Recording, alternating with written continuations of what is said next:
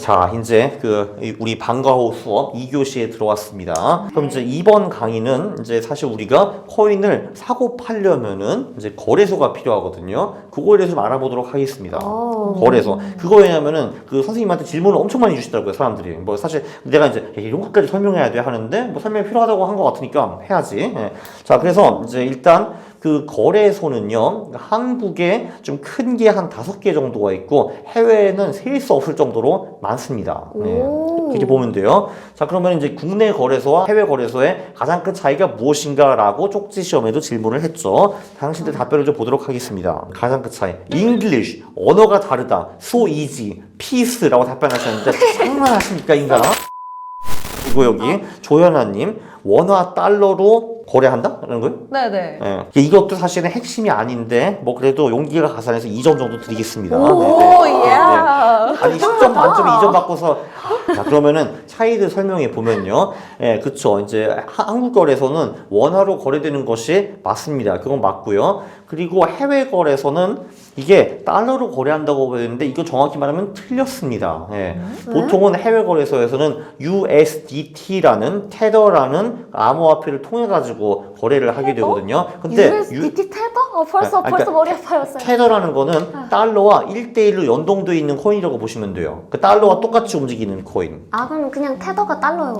그러니까 테더가 달러와 거의 비슷하다고 보시면 되는 거죠. 예. 근데 원칙적으로 달러로 거래되지는 않고 옛날에는 달러로 직접 거래하시는 거래소도 있었는데 요즘 거의 다 사라졌어요. 다 이제 그 테더를 씁니다. 그러면 예. 왜 테더 쓰는 거예요? 왜냐면은 그 달러가 들어가면은 일단 법정화폐가 들어가게 되면 이런저런 정보가 개입하고 간섭하고 뭐 이런 게 있거든요. 짜증나거든요. 그래서 그냥 이제 달러와 똑같이 연동하는 유식화 말로 스테이블 코인이라는 거를 만들어가지고 스테이블 코인 이걸 만들어가지고 그 중에서 USDT라는 코인이 가장 규모가 크고 USDC라는 코인도 있고요. 예. 그래서 그 스테이블 코인도 여러 개가 있습니다. 여러 개. 저 USDT, USDC 그 차이는 뭐예요? 뭐 거의 뭐 비슷하다고 보시면 되고요. 그 발행하는 기관이 좀 다르다라고 이제 보시면 될 것 같습니다. 발행 기관이 다르다. 네.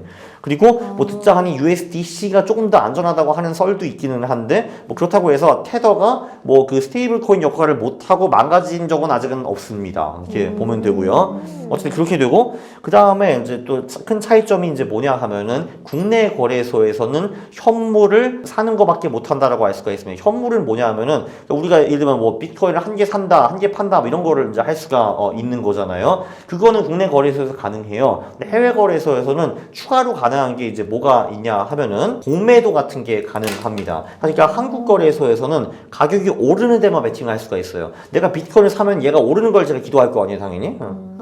근데 해외 거래소에서는 이 가격이 떨어지는 데도 베팅할 수가 있어요. 떨어지는데. 쩐다. 그래서 이제 비트코인이 1억까지 갔어. 이거는 아닌 것 같아. 다시 1000만 원 될 것 같은데 하면은 비트코인이 떨어지는 데 베팅할 수가 있어요. 와우. 공매도라고 하고 영어로 숏이라고 하기도 합니다. 네. 그리고 이제 파생 상품이라고 들어봤어요? 수업에서?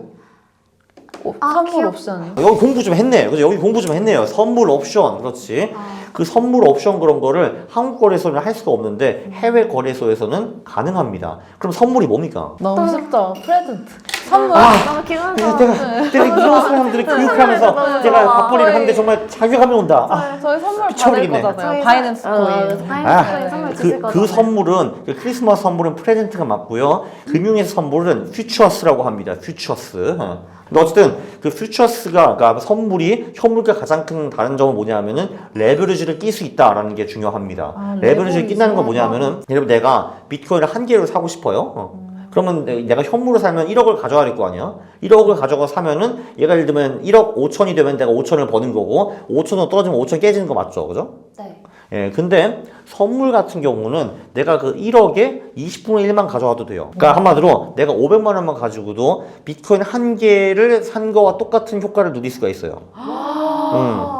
내가 500만 원을 가지고 비트코인 한 개를 좌지우지 할 수 있는 거야. 그럼 이게 비트코인 가격이 1억에서 1억 500만 원으로 올랐다고 칠게요. 그럼 내가 500만 원 투입해가지고 500만 원을 버는 거예요. 수익 100%. 따단, 그죠? 와우. 그죠? 그 대신에 반대로 비트코인이 1억에서 9,500만 원으로 500만 원 떨어졌어요. 그러면은 500만 원 손실이 난 거잖아요. 내가 투자한 대로 500만 원이야.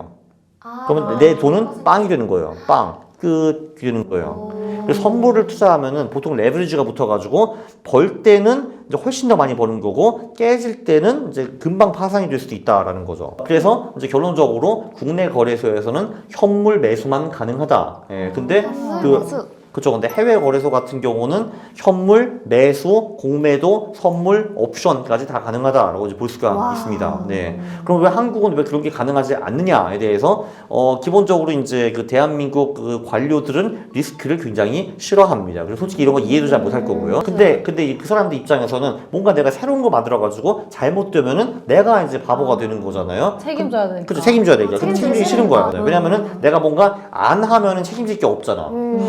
그렇습니다. 네, 이렇게 돌아가는 거고요. 그러면 이제 한국에서는 거래소가 몇 개 있다고 했죠. 거기 뭐 이제 그 가장 큰 데가 업비트라는 데가 있고, 그다음 빗썸이라는 데가 있고, 그다음에 코인원, 코어빗, 고팍스 이렇게 5개 정도가 있다고 보시면 돼요. 와, 진짜 많다. 진짜. 그렇죠. 이제 그런데 우리가 업비트에서 거래를 하고 싶으면 거기다가 돈을 넣어야 되거든요. 왜냐면 이제 내가 원화를 집어 넣어야지 그거 가지고 코인을 사고 팔 수 있을 거 아니에요. 근데 그거를 위해서는 또 딱 한 개 은행만 가능해요. 그 업비트에 돈을 넣을 수 있는 게. 예, 그죠. 그래서 그것도 시험으로 봤는데 자, 여기 보면은 여기 그 조연아님 K뱅크 맞추셨네요. Congratulation.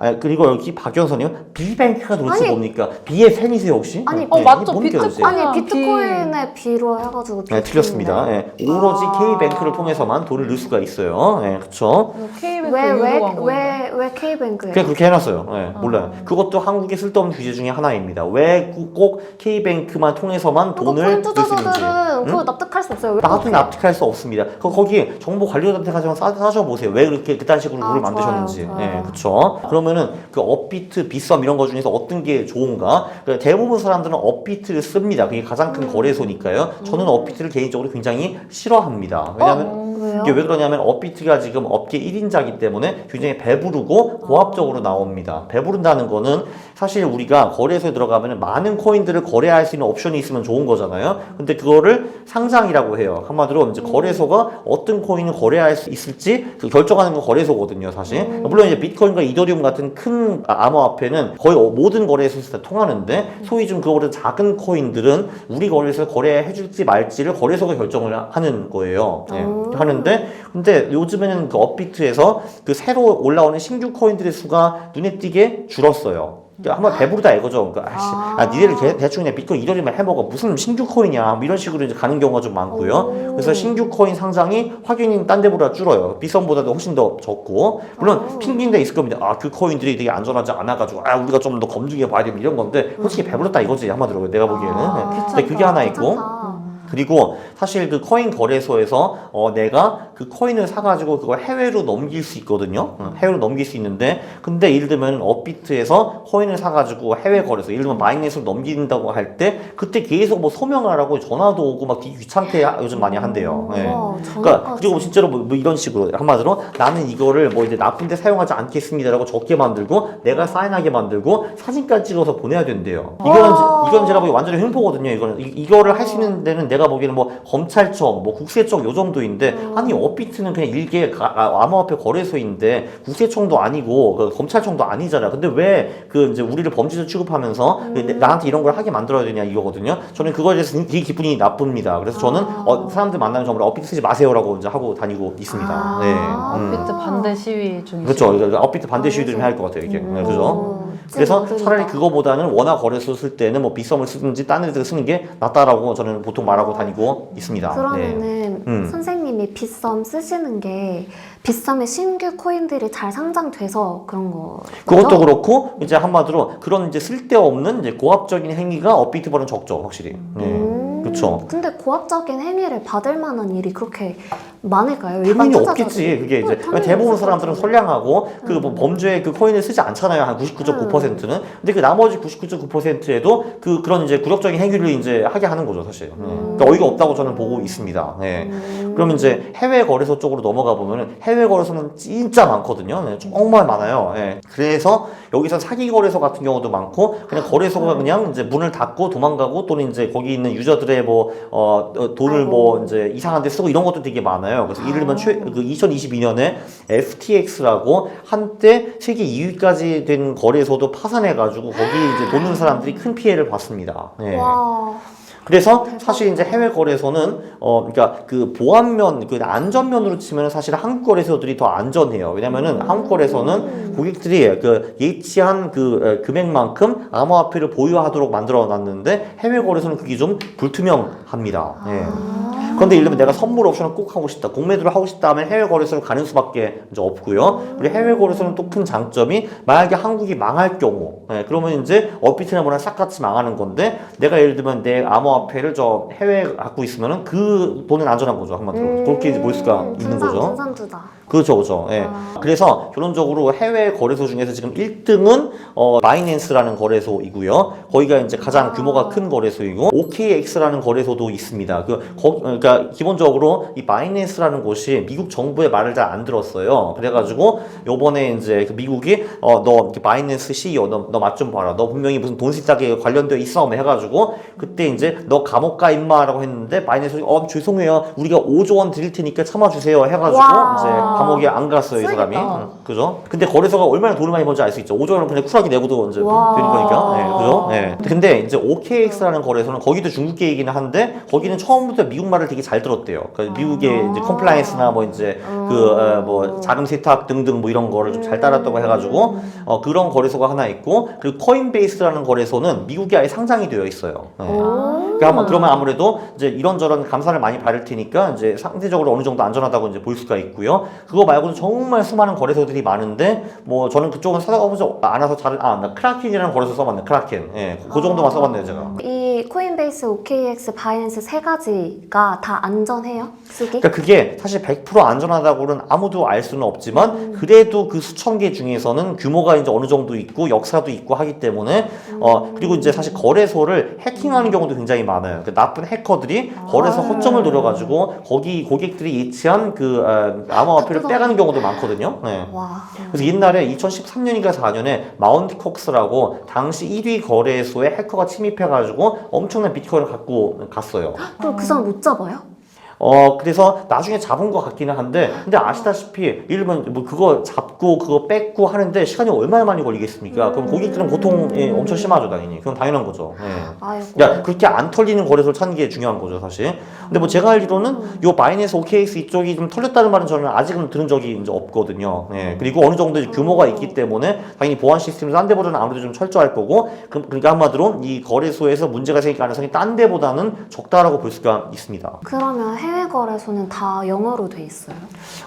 그렇죠. 이제 그 해외 거래, 그것도 한국의 독특한 또 이상한 법이 있는데, 그러니까 걔네들한테, 니네들 한국 거래소가 아니기 때문에 한국 사람한테 한국어로 더 이상 이제 홍보하지 마라고 해가지고, 바이낸스 같은 경우는 옛날에 한국어 서비스가 있었는데, 그거 다 접어버리고 영어밖에 없죠, 이제. 그렇습니다. 네네. 열심히 해야겠다. 진짜. 네. 그래서 일단 결론적으로 이제 국내 거래소에서 그 코인을 사가지고 해외에 넘기는 게 가능하고요. 근데 한국은 또 특이하게 트래블 룰이라는 게 있어가지고 내가 이제 한국 거래소, 그러니까 업비트나 비썸에서 코인을 사가지고 해외에 넘길 때 저 계좌가 내 거라는 걸 또 입증을 해야 돼요. 와, 귀찮아. 네, 귀찮습니다. 네, 그런 게 있고요. 자, 근데 또 이제 특이한 게 뭐냐면은 이 국내 거래소와 해외 거래소 가격이 다르다라는 거예요. 이것도 되게 특이하죠. 가격이 왜 달라요? 요즘은 그래서 김치 프리미엄이라는 게 있거든요. 김치 프리미엄. 그게 시험 문제에 나왔거든요. 자, 다음 중 김치 프리미엄의 뜻이라고 했는데 여기 조연아님, 김치를 많이 먹는 날에 꼭 코인이 상승한다. 김치 많이 먹어야죠. 이 연서님 뭐라고 똑같이 4번이었어? 약간 베꼈거든요. 그냥 김치 안 드세요? 아니 근데 내가 김치를 아무리 처먹어도 그것 때문에 비트코인이 올라가겠습니까? 그게 말이 김치 됩니까? 많이 도대체? 먹으면 코인 올라갈 것 오를 같은데. 수도 그거랑 있네. 그 김치 우리 먹는 거랑 코인 오는 게 조상들이 무슨 상관이냐고 그럴 거 이게. 맞아요. 조상시에 돋는다고요. 미쳐버리겠다 진짜. 돋는다고요? 미쳐버리겠다. 이게 그러니까 김치 프리미엄이 뭐냐면은 보통 한국 거래소에 있는 코인 가격이 해외 거래소에 있는 코인보다 훨씬 더 비싸요. 왜요? 왜요? 그게 왜 요즘은 한 거의 뭐 7, 8% 차이가 나요. 완전 우리한테 왜 그래? 비트코인 예를 들면은 해외에서 10만 불 한다고 칠게요. 10만 불. 10만 불이면은 원화로 한 사람은 뭐 한 1억 3,500만 원 정도 될 거 아니에요. 그럼 당연히 해외 거래소에 비트코인 10만 불이면은 우리나라 거래소에서 1억 3,500 하는 게 맞잖아요. 1,450원으로 계산하면은. 근데 한국에서는 이게 아니라면 1억 4천, 1억 4,500 하는 경우가 많아요. 왜요? 왜? 그게 이제 자, 그럼 이제 그 해외에서 10만 불이에요. 10만 불. 그죠? 네. 10만. 그죠? 그럼 이제 한국에서는 1.35억이 되는 게 맞잖아요. 1,350원이라고 하면은 그죠? 이게 맞는데 근데 막 한국 거래소에서 1.45억 하는 경우가 되게 많아요. 자, 오케이. 이런 상황이 발생했다 하면은 자, 여기서 퀴즈. 어떻게 돈을 벌 수 있습니까, 우리는? 수수료? 차익 거래라는 거 모르십니까, 혹시? 그럼 해외에서 응. 사서 네. 한국 거래소에다 팔아요. 그쵸. 한계가 생략됐지. 하여거에서 사서 네. 사서 한국으로 보낸다. 보낸다. 판다. 판다. 그렇지. 그러면은 봐봐. 우리가 10만 불을 가지고 해외 거래소에서 샀어요. 비트코인을. 그 다음에 한국으로 보냅니다. 한국으로 보내면은 1.45억에 팔 수 있지 않습니까? 그죠? 그럼 우리는 한 번에 1,000만 원을 버는 거죠. 그죠? 와. 오. 따라, 예. 이렇게, 그죠? 예.